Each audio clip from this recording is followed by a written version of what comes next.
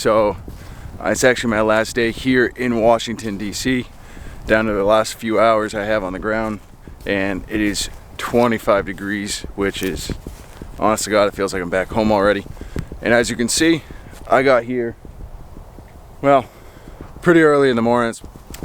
Now, the last bit of hours I have left here on the ground, I'm actually going to be checking out some of the war memorials here on the National Mall. Now, there's two war memorials here on the National Mall that I'm actually most excited to see. One is the Korean War Veterans Memorial. And I'll be honest with you, mainly when it comes to history, we tend to go right from World War II and slide past Korea and go right on to Vietnam, and that's wrong.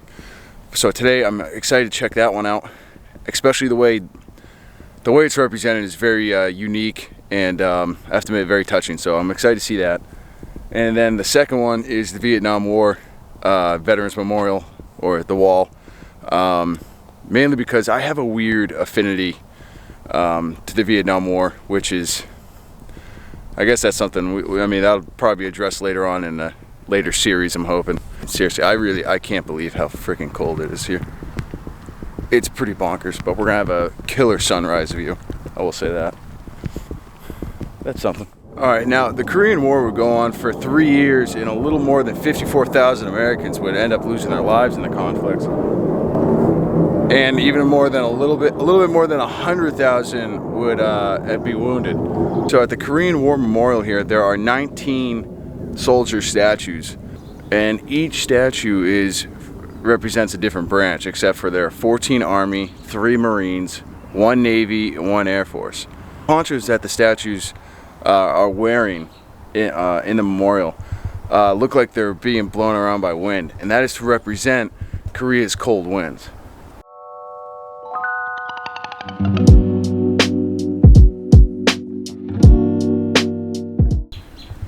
And I gotta be honest, the one thing that has surprised me about DC is the amount of construction. There's construction everywhere in DC. It's like, why can't I pick a good time to come here?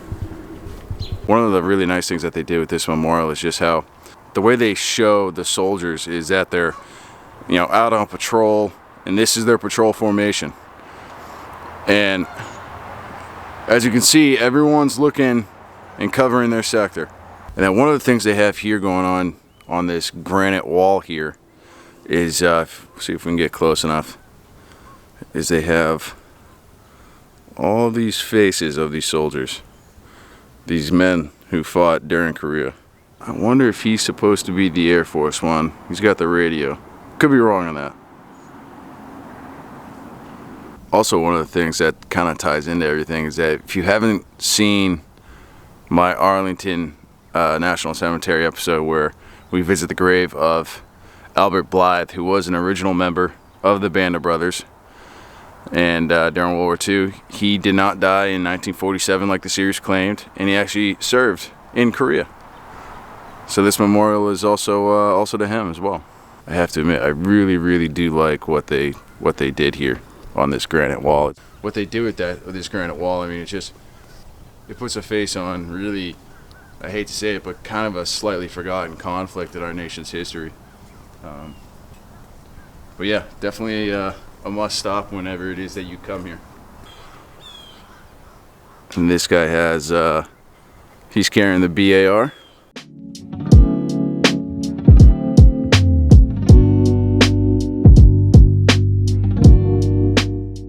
Alright, so that's the third radio I've seen within this squad size unit here. I mean, it's always nice to have extra comms, but these guys were well connected.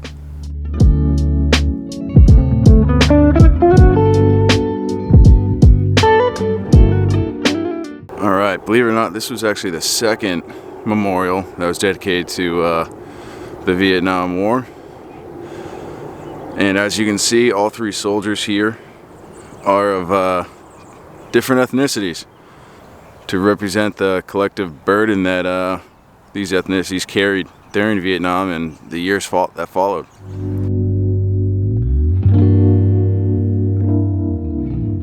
As you can also see, these 3 soldiers are actually overlooking the 58,000 plus names of their comrades who passed away during the Vietnam War.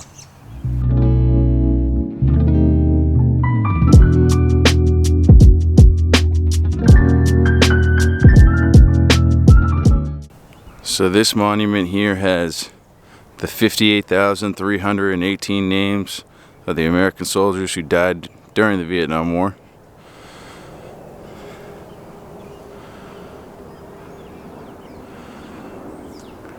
And now this architecture design was actually created by a 21-year-old Yale student, Maya Lin, and the wall's in a V shape with one arm pointing towards the Washington Monument and the other arm pointing towards the Lincoln Memorial down there.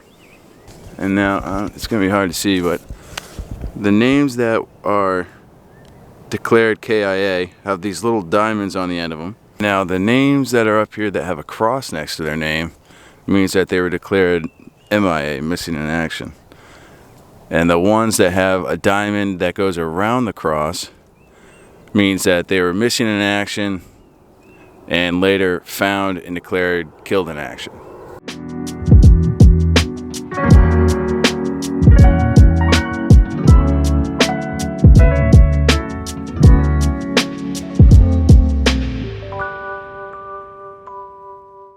So Denton Winslow Crocker Jr. there.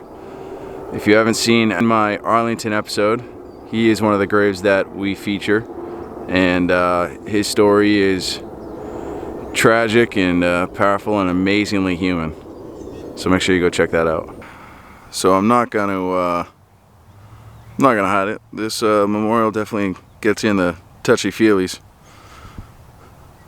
So many names.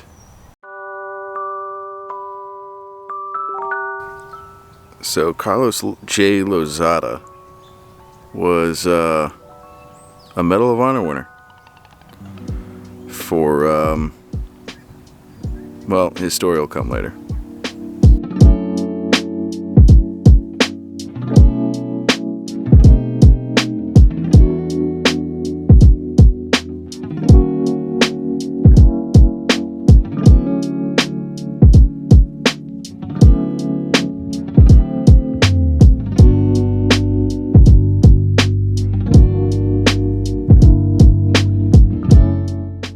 Just south of the Vietnam Veterans Memorial is this memorial, the Vietnam Women's Memorial, which is for the 265,000 women who served in the war, many of whom served as nurses, which is what this memorial depicts, 3 nurses attending to a wounded soldier. It also illustrates how everyone has to work together during a war in order to achieve the overall objective.